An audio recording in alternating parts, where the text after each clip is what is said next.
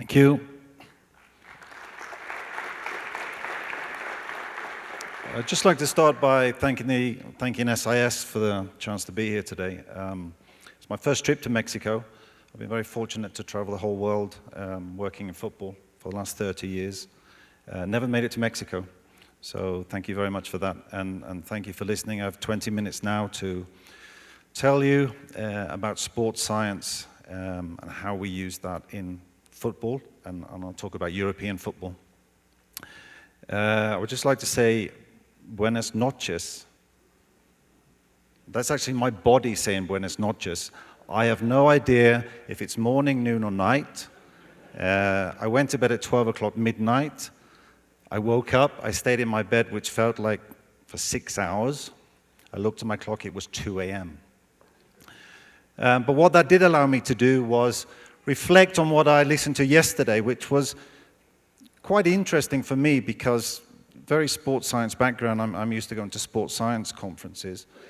Fan engagement.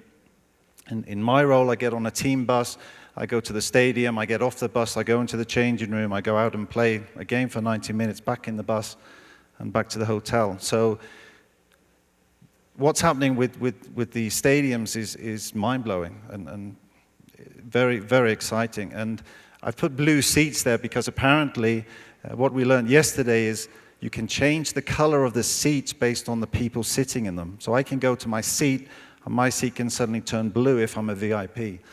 That blew my mind. Fan experience and player load. It's an interesting one. Players need fans and fans need players. And Peter talked about the experience of the players having access, of the fans having access to the players. And it really is a fine line because, for example, the changing room for us is sacred. We don't want, that's where we work, that's our workplace. We don't want fans having access to there, but we want to interact with the fans. So it's a very delicate balance between fan experience and player availability. The insights table I saw yesterday from IBM, that blew me away. It's something I want one. I'm going to put that straight in my budget when I get back. Halo talked about the brain. I'm going to talk about the brain very briefly, but it was a very, very interesting presentation. Somebody, and I won't mention who, mentioned at dinner, what would be your best organization? So if you could say, what is the best organization working in football today, what would that be? And it got me thinking. And it really is an interesting question because we don't really know what a best organization looks like. And I kind of, for the 6 hours I was awake last night, kind of said, well, actually some of the things I do in Sweden, some of the things I do in Leicester, if I could put them together, maybe that's a really good organization. But having the vision to know what a best organization looks like. And then finally, mutant football. I don't know how many of you were left here for the last session. That blew me away completely. I'm not into gaming, but mutant football really is something else. If you weren't here yesterday, I suggest you take a look at it. So my background is I'm a sports scientist. I spend 3 weeks of the month in Stockholm working with the Swedish national team. I've been there for the last, I moved to Stockholm in 1989. I've been with the national team for since 1998. I think I've been with them for about 250 games. I'm the sports scientist, I'm the performance analyst, which means we're a small country. So I jump on the field and do the warm-up. I run up the stairs and film the game. I run back down at halftime and work with the subs. I run back up and film. And then at the end of the game, I run back down to the grass. It's a job I wouldn't change for the whole world. At Leicester City, I travel over to Leicester for 1 week every month. I have a team of 10 sports scientists and performance analysts that I head up. So very operational on the grass, working with the Swedish team, very more head of department, mentor type of role with Leicester. So what I said, what we're going to do now in the next 15 minutes is talk about sports science, football and science, quite general, a little bit more specific about Leicester City, and then just have a quick look into the future. So the two things as a sports scientist, actually somebody said, what does a sports scientist do? Well, the two key words for me are injuries and performance. So I'm trying to reduce injuries and improve performance. This is some quite startling figures. This is the amount of money we pay to injured players every year. So the Master Baseball, $700 million we pay to injured players every year. $450 million in the NFL, $350 million in the NBA, and about $300 million in the Premier League. And about 40% of those are deemed to be avoidable. And in the Premier League, the number of injuries hasn't changed. The average number of injuries hasn't changed over the last 11 years. 11 years. So there's a lot of money there being spent on injured players. And this is one of the key messages here, that we believe, or we know, and the way we work in Leicester, is that fit, robust, and healthy players form the foundation for success. So if you have this pyramid of performance, the foundation is fit, robust, and healthy players. So my role, my job description, I need to get players fit, I need to make them robust, and I need to keep them healthy. Quite simple, huh? This is a mind-blowing diagram. So I'll just talk you through it very quickly. This is a top European side. And these are their injury stats over the last 15 years. So this is availability. So this is percentage availability of the players in the squad. So 100% means all the players are available to play games throughout the whole season. So this is a season average. So in 2001, 2002, this team had 85% of their players available to play games, and so on. The red line is the UEFA Champions League average. So there's studies that take the average values for the Champions League side. So just to make that a little bit easier on the eye, we'll say where the bar is green, it means that this team performed better in the injury statistics than the Champions League average. If it's red, it means they were worse. If it's yellows, it means they're about the same. So now we're going to do a little bit of betting. I'm going to give you 7. We're in the casino, and you're going to have 7, I don't bet, but whatever they're called, chips. And we're going to put your first chip on where you think this club won its first trophy in these 15 years. Oh, very good. Next chip goes on where it won its next trophy. And the next trophy. Oh, the next trophy. This is real data. This isn't made up data. You going to go for the next one? Why not? No, surely not. Oh, not quite. So this is quite an empowering diagram about how important injuries are for success. So they build the foundation for success. They build the foundation for success. They don't guarantee it. I'm not sure what you see when you see a football game. This is what I see. This is my passion. This is my love. This is what I've studied for 30 years. This is intermittent exercise. And what we see here, this is velocity and duration. So it's a time velocity curve. And we call this intermittent exercise.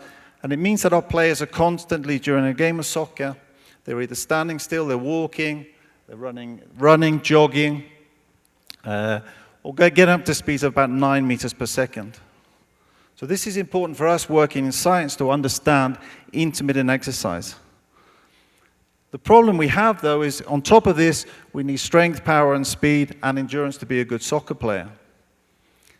And it's very hard to evaluate. So somehow we kind of have to evaluate performance out of this bunch of squiggly lines. And it's very difficult. And it's difficult because if I'm looking for a KPI of physical performance during a soccer game, we see that the top teams in the Premier League run less at the higher speeds than the other teams. So we can't say if I run more at high speed, I'm better, because the top teams tend to run less. If we compare the Champions League to the Bundesliga, Premier League, and League One, during the Champions League, they run less. So Champions League is meant to be the best standard of football. It obviously is because Leicester play in the Champions League. But again, they run less. And in terms of total distance, we've got a little chap here called Messi, who runs 1 kilometer during a game more than the goalkeeper. And he runs about 50%, and this is just one game. So the problem we have is an injury stat is a good KPI for us, but it's much harder for us to evaluate physical performance.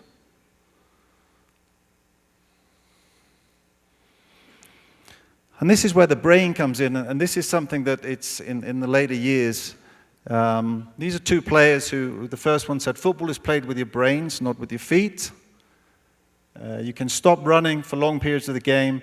However, what you can never do is stop thinking. So for me, when I evaluate performance, I have to have a combination of the physical performance, but also the decision making. Now up here, we have an estimate that a player will make at least 1,000 decisions during a game. Now, that's moderate. We think it could be up around 3,000 or 4,000 decisions during a game. Of course, not all with the ball, but very important decisions. Just very quickly look at this goal from the other night. Quanto con I suoi giocatori della linea difensiva. C'è un'energia pazzesca ora all'Etihad. David Silva la sfrutta per Agüero, controllo, tocco corto, Sané! Sané!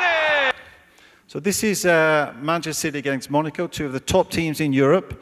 At this point, just before the goal is scored, the score is 4-3 to Manchester City. So Monaco actually could be quite happy with 4-3. These are top-class players. So this is 20 seconds before the goal is scored. Now, most coaches will say, I'm reasonably happy. I'm a little bit unsure what this guy's doing, but in terms of tactics, that's actually not a bad shape. And I apologize if you don't know football, but those of you who know football say, okay, I'm quite happy about that. Look at this 20 seconds later. There are 9 Monaco players watching the ball and are not aware of where the Manchester City players are. So what they've done is they've stopped thinking because they know better than that because they're good players. So this is where the mental side of the game and the decision making is so important, and it's very difficult to measure. So just very quickly summarizing that part, many injuries are avoidable.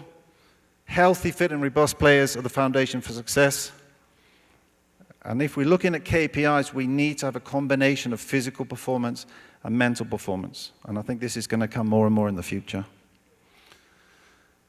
So what about Leicester City? Well, we built our success last season on fit, healthy and robust players. So our stats said that the average of player availability was 96%. So it meant that we averaged 1 injured player per game for the whole season. We only used 18 players in the whole season. And for those of you who know football, this isn't this year's Premier League table. This is last year's table of injury statistics. So we won the injury statistics table. This year it's actually not looking too bad. So again, this is the Champions League average. We're in December back up to 95%.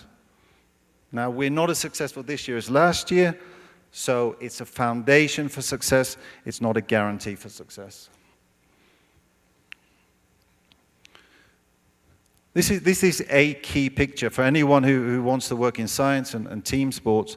And what we have here is in order to get a high performance, we need an optimal load. And it's a training load and a match load.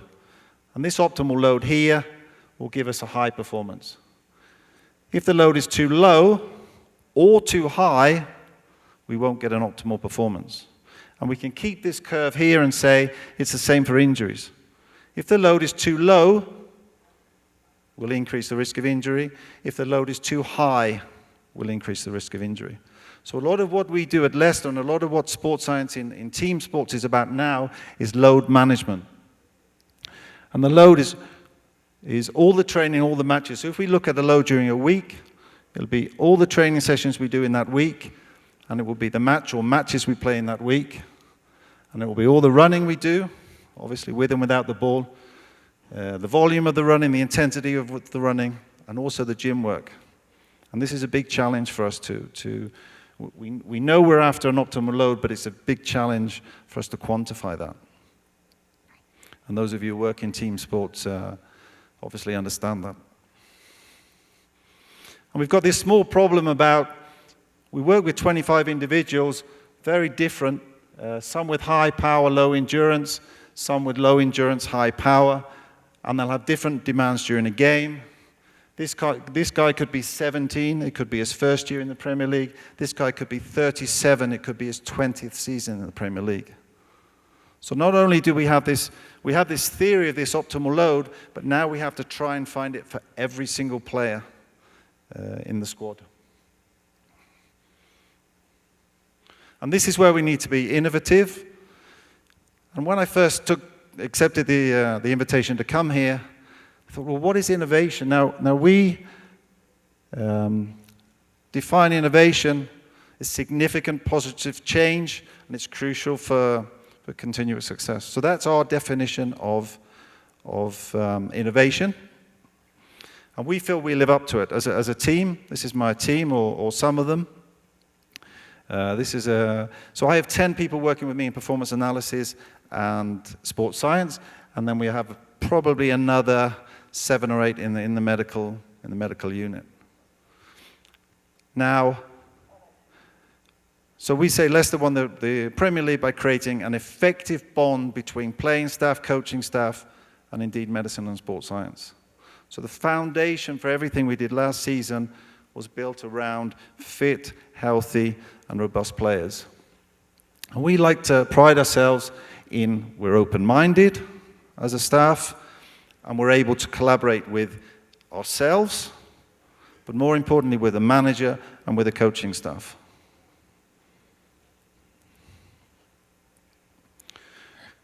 And again, this is an interesting slide, and this kind of where it all comes together with technology or no technology. Now, Tom here is asking a player how well he slept last night. There's some basic sleep questions. Now, we all know that with a simple armband today, I can know exactly how he slept. I know when he fell asleep, how long he slept for, and when he woke up.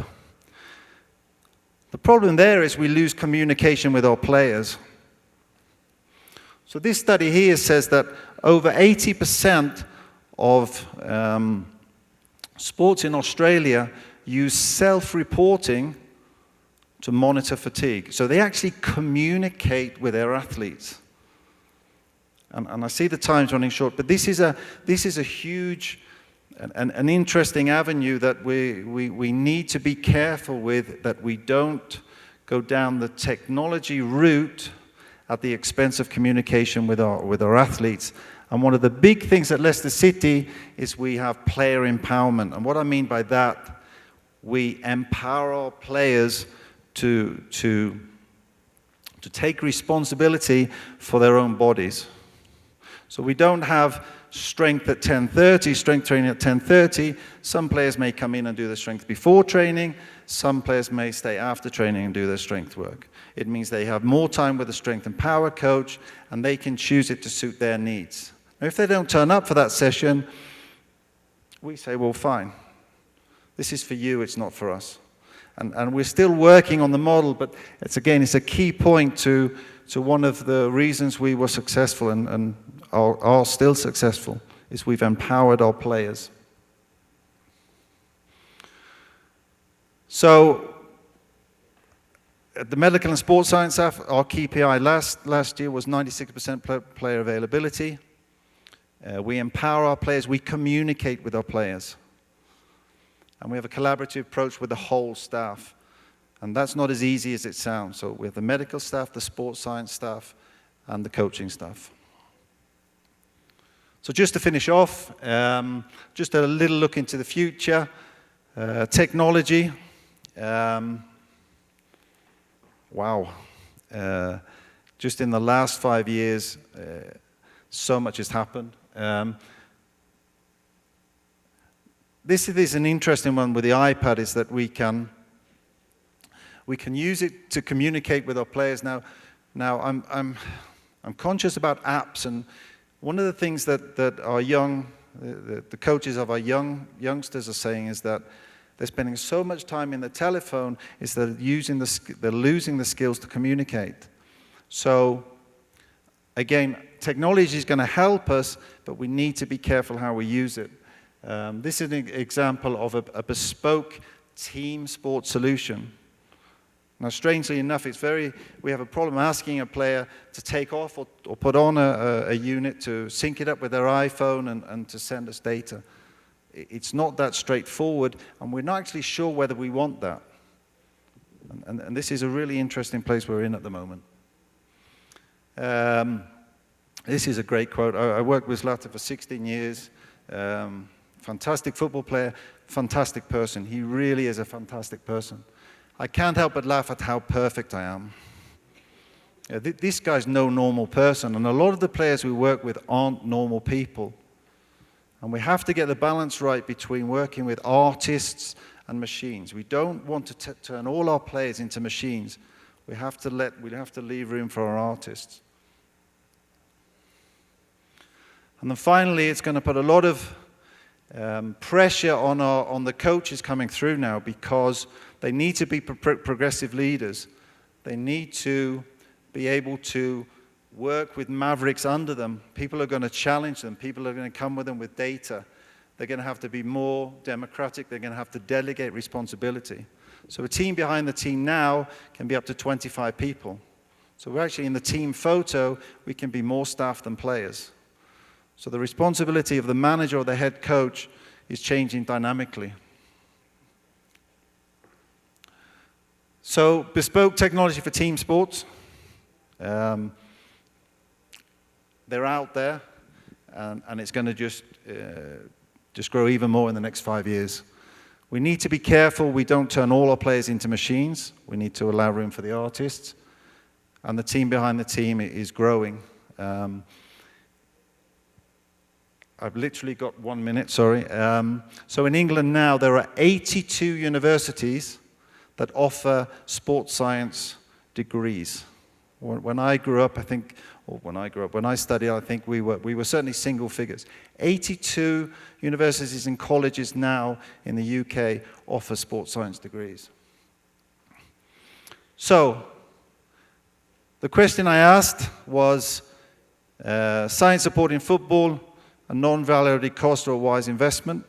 So what I've tried to do in the last 20 minutes is say that innovative science supporting football is a wise investment. So innovation is crucial for continued success. Crucial. We have to be innovative. Healthy, fit, and robust players. That's the foundation for success. It doesn't guarantee success. It's the foundation for success. And please, please, please, those of you who are working in sports, don't forget the human factor.